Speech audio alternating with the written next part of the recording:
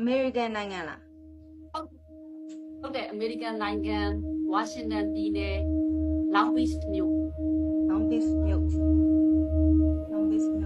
သမီးနော်အမ ဟုတ်ကဲ့ဟုတ်သမီး ဟုတ်ပြီအမစစ်တော်မယ်ခန္ဓာကိုယ်မှာအဆောင်လက်ပွက်လေးတွေဝတ်ထားရဆိုလို့ရှိရင်ချွတ်ပေးစပင်လေးဖြီးပေး ဆောင်းလက်ဖက်တော်မူစီမှာဒီကချော့မှာလက်က အားရတယ်အမဆောင်းတော်ဟိုက ဆောင်းရမှာဆောင်း ပေးကျိုးလို့ပါတော့အဲ့လိုမျိုး ဟုတ်ကဲ့ ဟုတ်ကဲ့ရတယ်နော်ဟုတ်ပြီနောက်ကလေးနောက်ထောက်ပဲချင်းညာချင်းလေးမြောက်ကြည့်ပါဦးမဟု